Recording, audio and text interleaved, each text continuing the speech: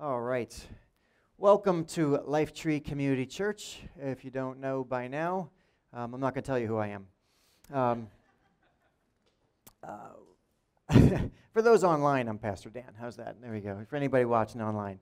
Welcome to Life Tree. We're continuing our study in the story of Daniel, a character from the Old Testament, and it's a study, as we said, in contrasts. Daniel is this Jewish young man raised in Jerusalem, but then because the people of Israel kind of abandon God and forget him, God allows the Babylonian Empire to come and conquer them, and they exile the best and the brightest, which of course Daniel is one of them. All Daniels are bright and good-looking, and so they exile him to Babylon somewhere around 600 BC, so quite a long time ago. About 3,000 years, somewhere in that range. And idols are commonly worshipped at that time. They did not honor the God of Israel. They don't even know the God of Israel.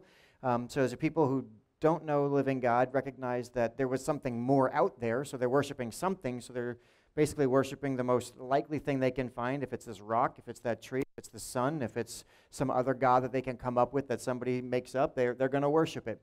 And so they worship whatever's most logical. So Daniel's got this faith coming out of the Jewish tradition in the living God, the God who spoke to Abraham, Isaac, Jacob, Joseph, all the way down, Moses, right? He's got this genealogy of faith being handed down to him, and he's in the middle of people who have no idea about that God.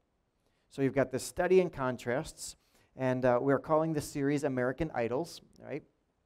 Because Daniel did not live in America, so it's not about that, but that the same idols that were being worshipped in essence back in Babylon really are still being worshipped today in 2022 in America.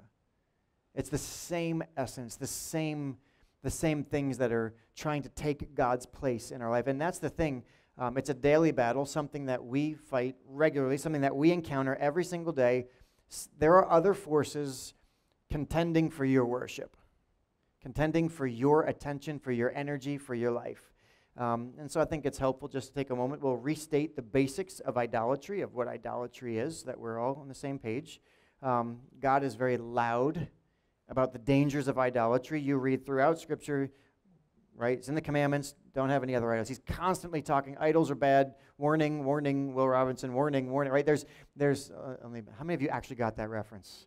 Okay, yeah, danger. I know, but I'm saying warning. Danger, Will Robinson. You got that. Okay, there we go. So I'd say it's a good 15% of the room. Idols seek to take God's place in our hearts. That's what they always do. It's a deception. They seek to take God's place in our hearts. They promise shortcuts to what God already gives us. They appeal to our self-serving interests, right? So they say, hey, I know what you want. I'll promise you whatever you want. They demand more and more and give less and less until they ultimately take everything and give nothing. And ironically, idols end up costing us the very thing we want that God says he'll give to us, but because we go looking for it elsewhere, it costs us that thing. And so the choice is not whether to worship or not to worship. We're going to worship something. The choice is just who and what we will worship. So with all of that in mind, we've been looking at different idols. Week 1, we talked about the idol of approval. If you remember this, that it promises that pleasing others will bring you validation. That if you get enough approval from other people, you will feel good about yourself. Ultimately, it makes us a slave to the opinions of others. And the truth is that God is our judge. We have his approval. You don't need the approval of others. We've got God's approval. But the idol of approval tells us you constantly need more approval from other people, right? God says, no, I got you.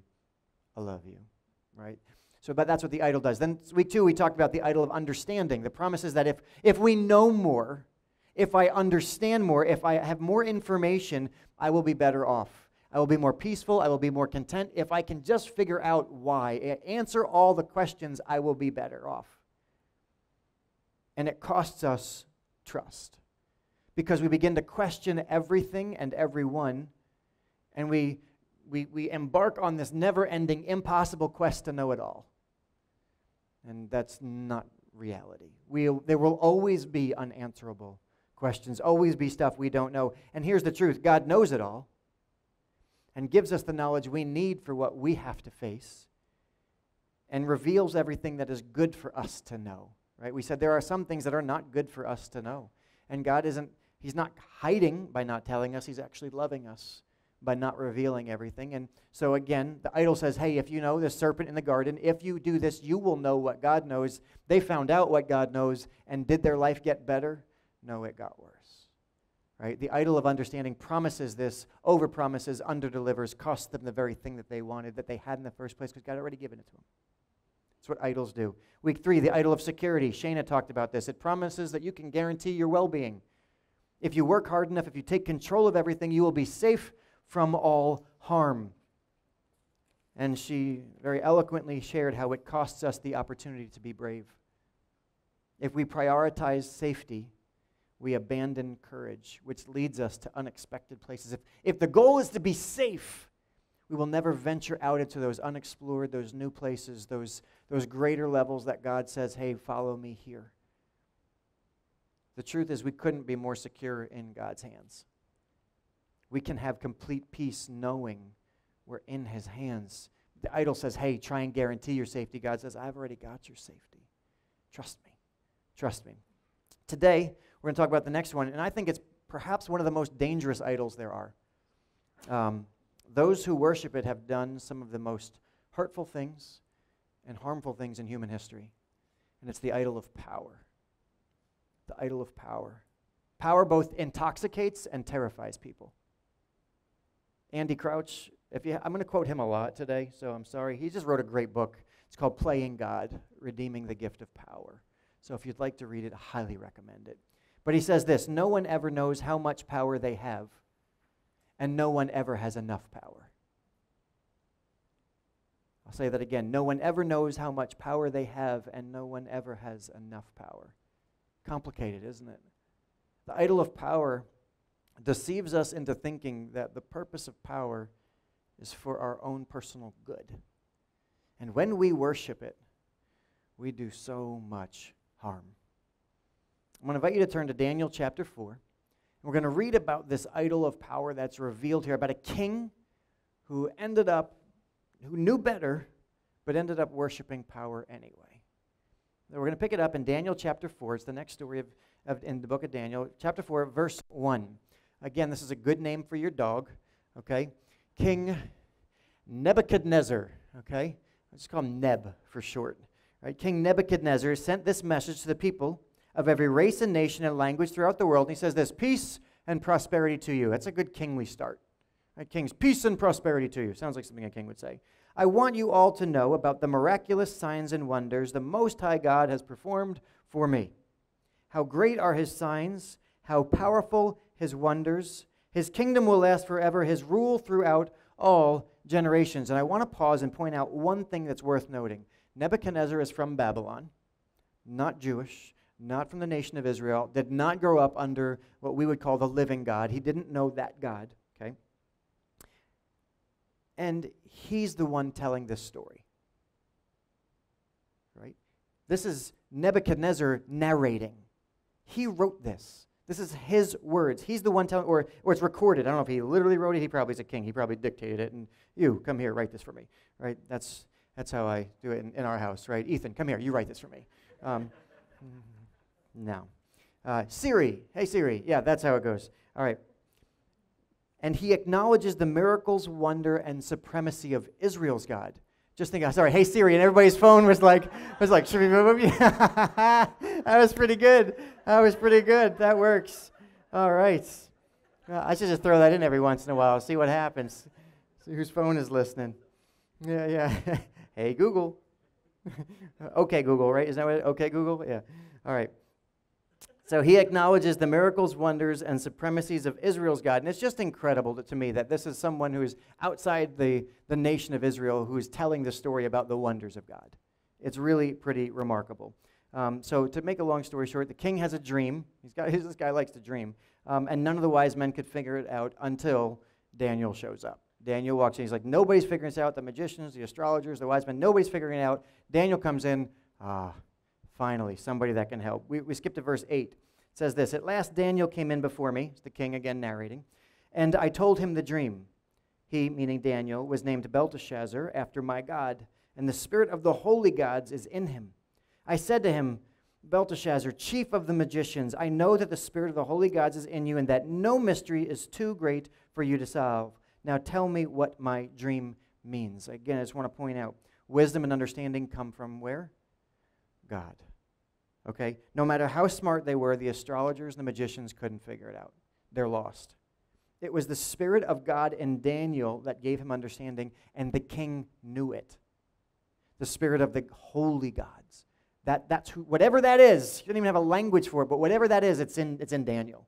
That's where his wisdom comes from. It's not that Daniel's so smart, but it's the Spirit. There's something inside him that gives him understanding. So I just want to again reinforce understanding comes from God. Skip to verse 10. Here we go. While I was laying in my bed, it's the king again, this is what I dreamed. I love this dream. I saw a large tree. Of course, great. All good dreams have trees in them. I saw a large tree in the middle of the earth. The tree grew very tall and strong, reaching high into the heavens for all the world to see. It had fresh green leaves, and it was loaded with fruit for all to eat. Wild animals lived in its shade, and birds nested in its branches. All the world was fed from this tree. Sounds like a nice dream about a great tree. I like that dream. It's a nice dream. I'd be okay with that dream. The problem is I wanted to stop there because of what happens next. Here we go. He says this, Then as I lay there dreaming, I saw a messenger, a holy one, coming down from heaven. The messenger shouted, Cut down the tree and lop off its branches, shake off its leaves and scatter its fruit, chase the wild animals from its shade and the birds from its branches, but leave the stump and the roots in the ground, bound with a band of iron and bronze and surrounded by tender grass. Now pay attention to how the messenger refers to the tree. So far it's been it, okay? Now watch what happens here. Now let him be drenched with the dew of heaven, and let him live with the wild animals among the plants of the field. Verse 16. For 7 periods of time let who? Him have the mind of a wild animal instead of the mind of a human. Doesn't sound like he's talking about a tree anymore. For this has been decreed by the messenger, it is commanded by the holy ones, so that everyone may know that the Most High rules over the kingdoms of the world. He gives them to anyone he chooses, even to the lowliest of people. Can you start to figure out what this dream means? You know, if you know the story, you might. If not, okay, Daniel's going to make it clear for you. Verse 22. That tree, your majesty, is you. For you have grown strong and great. Your greatness reaches up to heaven, and your rule to the ends of the earth. The Babylonian Empire, the king of Babylon. I mean, this, in that point in history, probably, arguably, the most powerful person on the planet.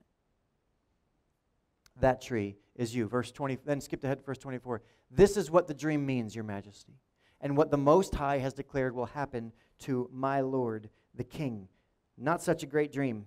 It's basically a warning shot from God. It says, this was going to happen to you. You're the tree. You're getting cut down. It's going to be bad. Daniel offers some advice. Skip to verse 27. King Neb, please accept my advice. Stop sinning and do what's right. I'm telling you, it's much better than saying the whole thing. Stop sinning. Do what is right. Break from your wicked past and be merciful to the poor. Perhaps then you will continue to prosper. But all these things did happen to King Nebuchadnezzar.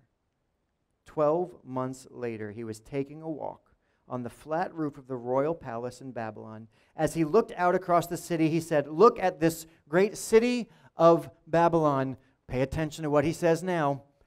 By my own mighty power, I have built this beautiful city as my royal residence to display my majestic splendor. Come on.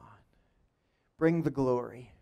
Bring it, right? Just stop, don't stop, right? Stop, don't stop. Keep, right? You can hear him, right? Sounds like he's worshiping the idol of power. Can everybody say, uh-oh? Here we go, verse 31. While these words were still in his mouth, a voice called down from heaven, O King Neb, this message is for you. You are no longer ruler of this kingdom. You will be driven from human society. You will live in the fields with the wild animals. You will eat grass like a cow. Man, 7 periods of time will pass while you live this way until you learn that the Most High rules over the kingdoms of the world and gives them to anyone he chooses. That same hour, the judgment was fulfilled, and Nebuchadnezzar was driven from human society. He ate grass like a cow. He was drenched with the dew of heaven. He lived this way until his hair was as long as some of your children, right? As long as eagle's feathers, and his nails were like bird's claws. God wasn't messing around. He does what he says he's going to do. And thankfully, that's not the end of the story. It doesn't end there. Verse 34. After this time had passed, guess who's narrating again? I, Nebuchadnezzar, looked up to heaven. My sanity returned, and I praised and worshiped the Most High God and honored the one who lives forever. What's he say? Oh yeah, his rule? Yeah, that's everlasting. His kingdom? That's eternal. All the people of the earth are nothing compared to him. He does as he pleases among the angels of heaven and among the people of the earth. No one can stop him or say to him, what do you mean by doing these things? When my sanity returned to me, he said, so did my honor and glory and kingdom. My advisors and nobles sought me out, and I was restored as head of my kingdom with even greater honor than before. And he closes with this, now I, Neb, praise and glorify and honor the King of heaven. All his acts are just and true, and he is able to humble the proud. I'd probably stop right there, because we get it. You get it. It's such a profound story. I won't stop there. I got a few more pages. It reveals the power of God and the danger of the idol of power. So let's examine just for a few minutes how this idol works, because my goal is to help us understand it so that we know how to fight it when it shows up on our own doorstep every single day. Here's what it promises. Here's what the idol of power promises you, and it promises me. Ready? It promises authority. The ability to influence others, situations, circumstances for your own purposes, for your own good. If I have more power, I can do what I want. No one can stop me. If I have more power, increased power means increased control, and that's good. Listen, you want to promote me? I won't turn it down. You want to give me more power? Fine with me. You want to give me more symbols of power? Get out of jail free card? More power. Give it to me. I'll take it. Whatever's going to represent more power in my life, I'll take it. It's easy to think that more power is an answer to our problems, especially when we feel powerless. When there are circumstances that we feel like I can't change, I wish I could do so much good if I had more power here, which is why it can be so tempting to worship power, and it's so dangerous. There's Frederick Douglass who said this, power concedes nothing without a demand. It never did, and it never will. Power concedes nothing without a demand. So what does the idol of power demand? It demands that we believe a lie. It demands deception. We have to believe that we don't need anybody else. We just need the power. We have to believe that I don't need God, I just need the power. I don't need anybody else. Once I have the power, everything else, I'm good. I don't need anything because I will be in control. I will have what I need. It's not uncommon. The people of Israel were warned over and over again. Listen, when you get successful, when you enter the land that I'm giving you, when you find yourself where you've been chasing your whole life, when you get there, be careful not to forget the God who led you there. Be careful not to forget in the land of plenty who gave it to you in the first place. Because there's something that happens when we get power. It corrupts us. It's so dangerous. It's a deception. We also have to believe that we're more powerful than we actually are. Right? It's the king on the rooftop taking credit for the beauty of Babylon. Like, it's pretty clear to say he didn't build all that. I'm going to guess he didn't put a single block in place. And listen, there's no question, Babylon was amazing. The Hanging Gardens of Babylon are one of the 7 ancient wonders of the world. I'm sure standing out there, from my perspective, right, what we've built with Lifetree, it's hard to sit here and go, man, so much glory getting back here, right? Our church is huge. Standing on top of Babylon? Imagine you're king. wonders of the world. It's very easy to be intoxicated, say, this was for me. This was all for me. He took credit for something that was far beyond his power alone. And we also have to believe that the purpose of the power is for our good. See, the word for power comes from the word for hand. Literally, it's in your hand. You can do what you choose. You hold the outcome in your hand. That's what power means. You hold that outcome in your hand. Power is about authority and influence. God says he has all power. And you know what the very first thing God says to humans are? What does he tell them? So God created human beings in his own image. In the image of God, he created them male and female. Then God blessed them and said, be fruitful and multiply, fill the earth and govern it. Reign over the fish in the sea and the birds in the sky and all the animals that scurry along the ground. The very first thing God gives away is power. I have all power and I give you power now to rule, to reign, to have authority. And the point is this, God has given us power, not for our own purposes, but for the flourishing of everything around us. The point of power is to leverage it for the good of those around us. The idol of power corrupts the purpose of power. Over and over again. Here's the lowest level of power. Ready? Lowest level of power, I'm going to use it for me. I'm going to leverage power for me. I got power, I'm going to get what I want. Right? The first time you get the chance to do something, you're just going to serve self. Right? The first time you get money, I'm going to buy something for myself. The first time you get in a position where you make decisions that benefit you. Lowest level of power, self-serving. Then there's another level that looks kind of noble. This next level is, I'm going to now serve others with my power, but only a select few. I'm only going to use my power to benefit those around me who I like. Right? In Little League, we call that daddy ball. I'm going to be coach. After all these years, I'm going to be coach. And you know what? My kid's playing shortstop. But it looks like I'm not using it for me, but I'm using it for my son and his best friends. And I'll put them because it's my club. And you know what it is at its base level? It's God playing. You're deciding who gets to be blessed and who doesn't get to be blessed based on your power. And it's still just as hurtful and destructive. It's still not the purpose of it. The highest level of power is to promote flourishing and good for all. For all, period. Full stop. The highest level of power is to promote flourishing and good for all. God is clear. He will give us power, and we will be held accountable. As Uncle Ben so famously stated to Peter Parker, to whom much is given, right? With great power comes great responsibility. We understand this. Here's where the idol of power falls short. When we worship power and seek power apart from God, we disconnect ourselves from the very source of our power. You unplug from the outlet. As soon as we start chasing power, right, you flick on the light switch and guess what?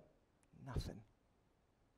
It's like standing at the ocean shore telling the waves to stop. Scream louder. Try more. Here's why it matters so much. We are meant to use our power for good. We are meant to use our power for good. Listen, the king, what was the king? In the dream, what was the king? He was a tree. He was a tree. You know what it says about the tree, right? It was life-giving. Blessed so many others, right? It says that the birds and the animals gathered under the tree for life, for homes. They made nests in its branches. They ate from it. There was shelter and shade, and there was fruit giving. This tree was a source of life for an entire ecosystem. When we disconnect from the source of power, guess what? It didn't just affect the king. It impacted a kingdom. Because all of those in that kingdom now lost their king. They lost their shade, their protection. They lost their provision, their home. Let's make this real, okay? When we worship power, we cost ourselves power, and those around us suffer.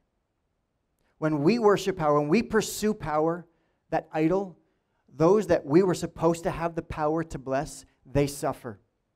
There are so many families with mothers and fathers who have abdicated their power as parents to do good for their families because they're too busy chasing power for themselves.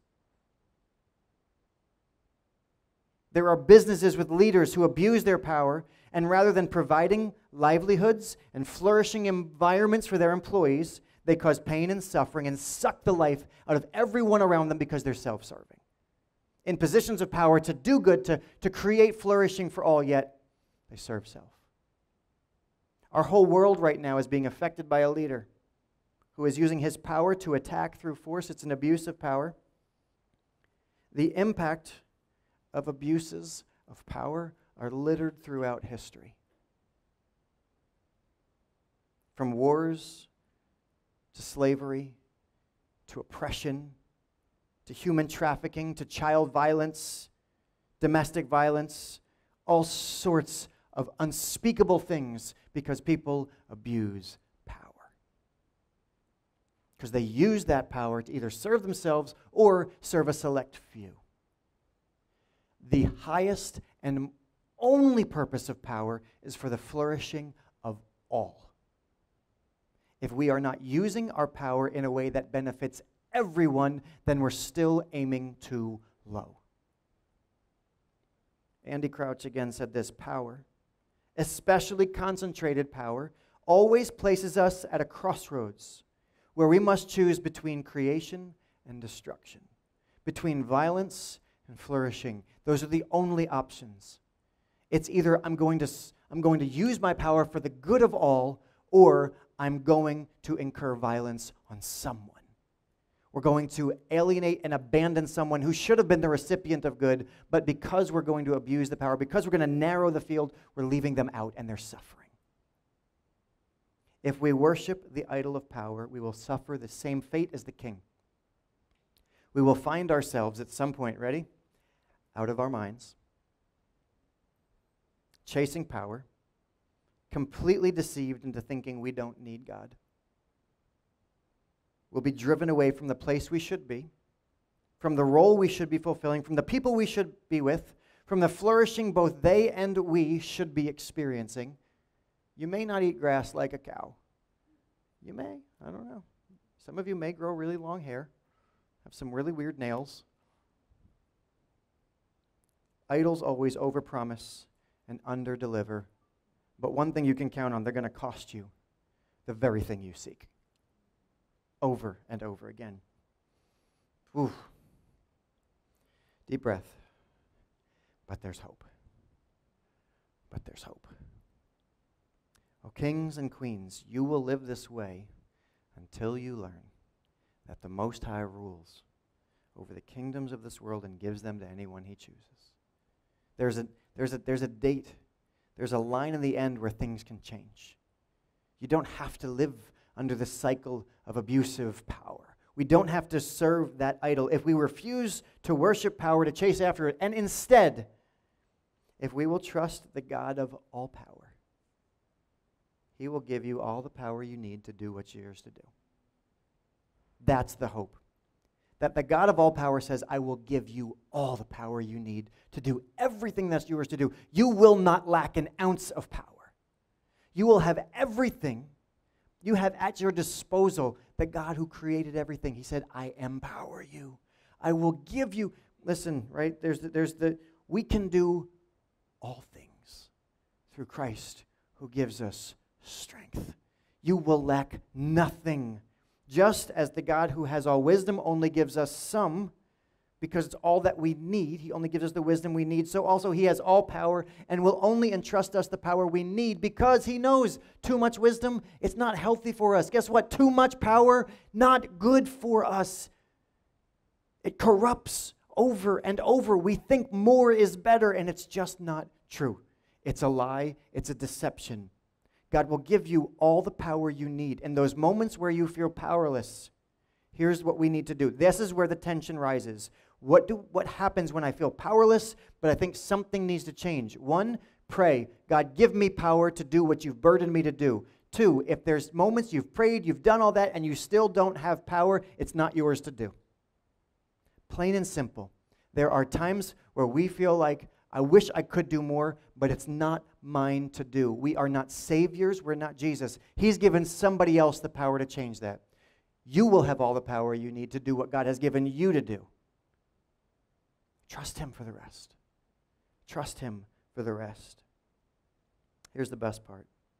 When we trust the God of all power, the power He gives us not only produces good in our lives, but it benefits all those around us. We can contribute to their flourishing. It's what we were made to do. I love this. I think it's my last quote from Andy Crouch. So, he says this, whisper in a human being's ear, whisper in their ear, you shall be like God. And everyone will inwardly tingle with an inescapable recognition that this is somehow what we were made for. We're not God, no, but He has given us power and authority. You hold in your hand responsibility to change things. And we will give account for what God has entrusted to us. If we worship power, we abdicate it. We actually give it away. But if we will, in its right order, receive power from God, we will give account, and He will give us what we need. When we leverage our power for the good of all, we are actually representing God. He says we are representing God to a world that needs to see Him. Every time we use our power, every time you use your power to benefit others, for the flourishing of others, you are representing God to the world. We carry His image on us. We are His image bearers. Others see His goodness expressed through us. Let me tell you, whatever you are, you don't understand the power you have. God has given us all power. You can use your power to create good. You can affect flourishing. Daniel and Nebuchadnezzar show us the range, right? One's a slave in a foreign land. One is arguably the most powerful person in the world.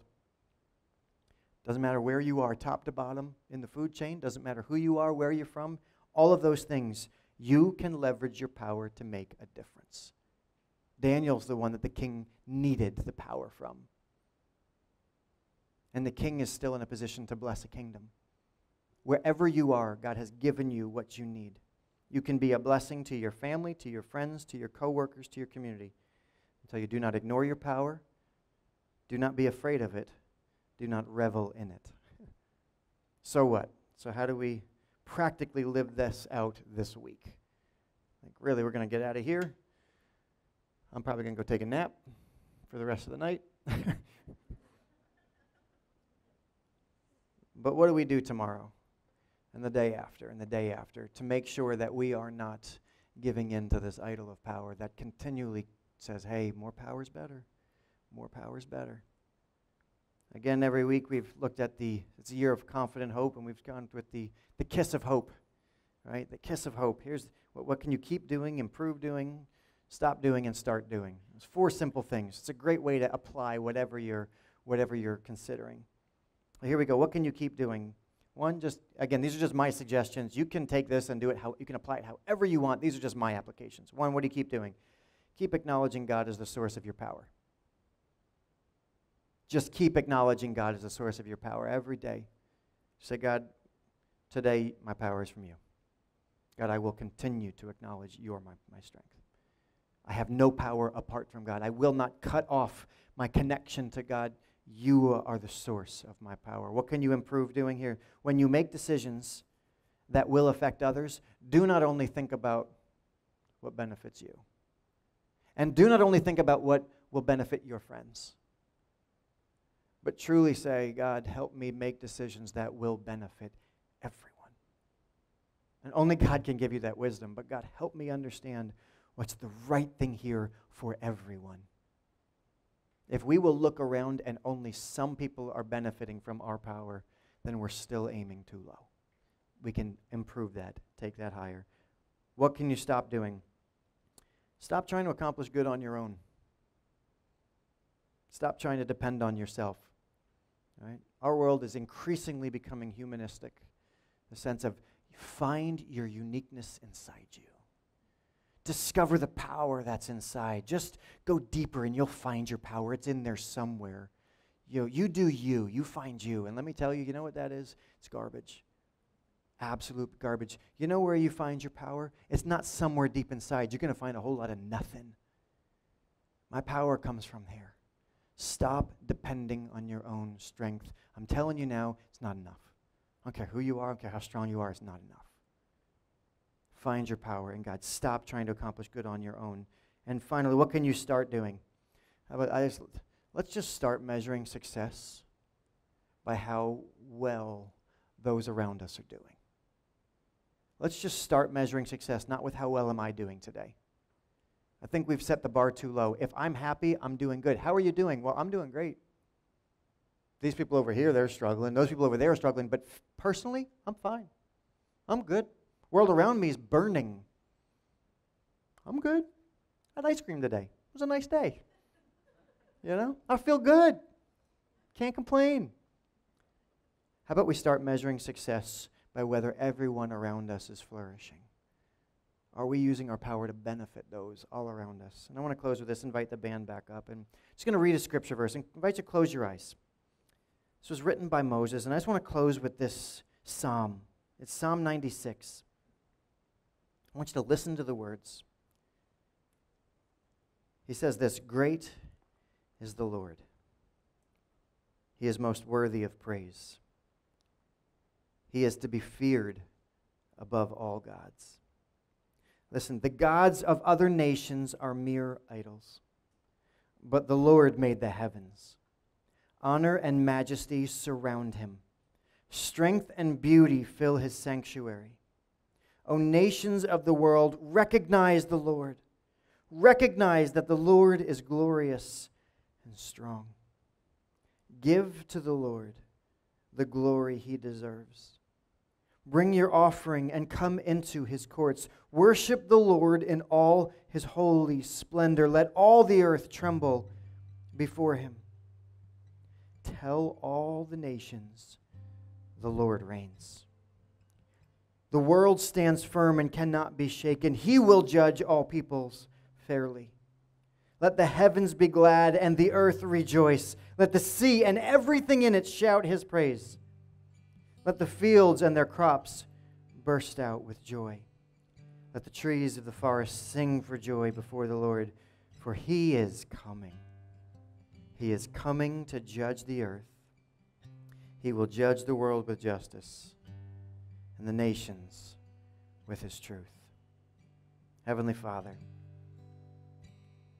guard us from worshiping those things that are fraudulent, those things that pose as you, those things that pretend to offer us what we want, but that you actually give in its rightful measure. Guard us, and particularly guard our hearts from the desire for more power than we need, for more power than is healthy. God, we trust you are the God who has all power. You are on the throne. We have no need to take your place. Let us bow our knees in humble worship and acknowledge that you are God and that we, your people, sit in the shelter of the one who is the living tree, the good God. You are our shelter, our safe place, our refuge. You are our home, our provision, our provider. Lord, and let us not be deceived into thinking that we need to be who you are. But God, let us take the power that you give us and go steward it well. May we leverage the power we have for those around us, in love for all of those around us.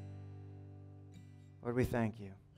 Lord, let our world just abuse its power so often. Lord, help us be different. Let us represent you well as we take the power you give us and bless the whole world through it. Lord, your word promises that you will bless the world through us. We ask you to do it. We submit ourselves to you today. It's in your good name we pray. Amen. Amen. I'm going to invite you to stand, and we're going to close with a song. Just want to encourage you. Let's worship the Lord. put him on the throne. Make sure we're not on it. And as we sing, let this be our declaration and our commitment that God is the Lord of all of us.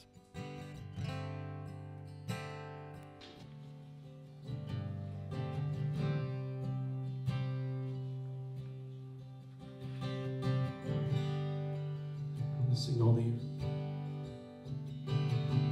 All the earth will shout your praise.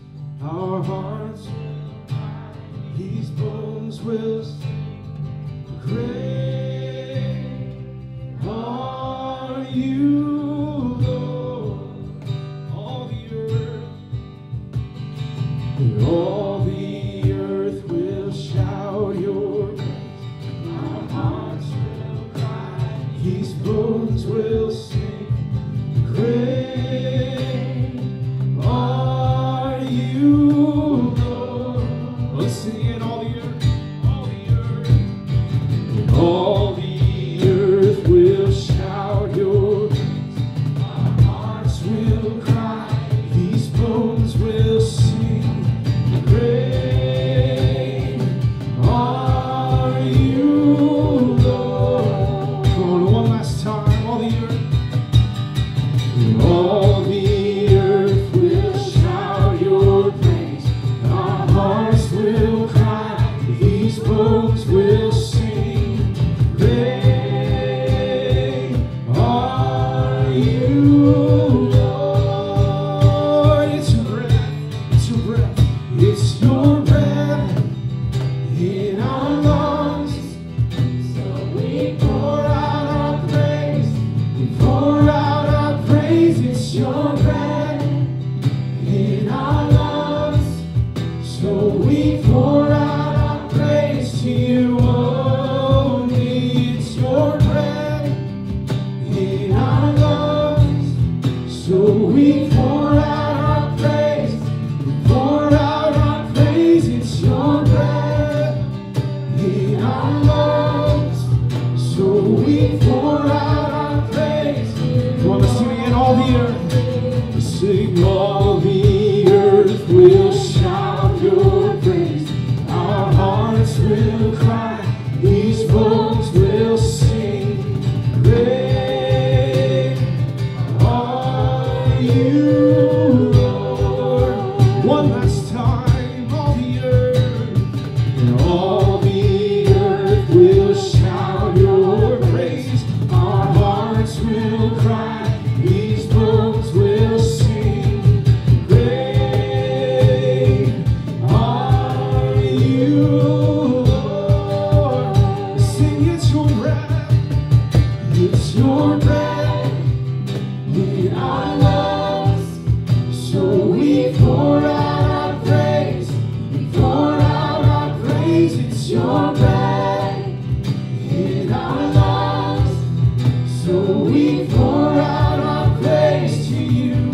It's your breath, it's your breath in our lungs. So we pour out our praise, we pour out our praise. It's your breath in our lungs. So we pour out our praise to you only.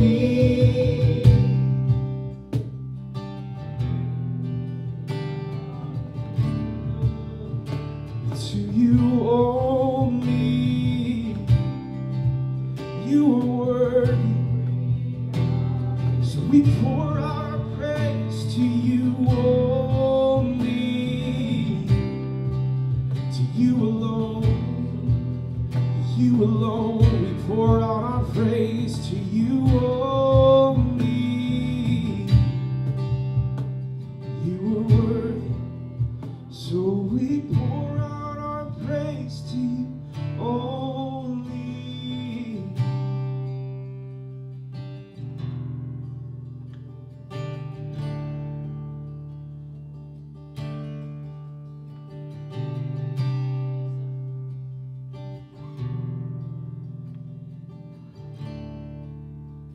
Well, let's just sing that chorus one last time. It's your breath in our lives, so we pour your breath in our lungs. So we pour out our praise to you. It's your breath, it's your breath in our lungs. So we pour out our praise, we pour out our praise. It's your breath in our lungs. So we pour out our praise to you only.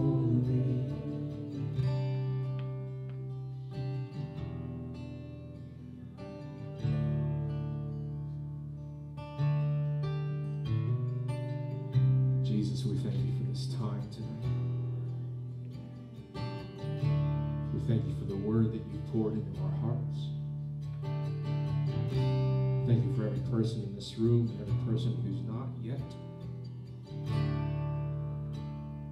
I thank you for what you are continuing to do through us as a church. And I pray that as we leave this place, that we would take your words to heart, that we would live them out daily to reduce the power of these idols that we placed in front of ourselves. That we bring the focus back to you and you alone. In Jesus' mighty name, everyone said, amen and amen. We love you guys. Have a great week.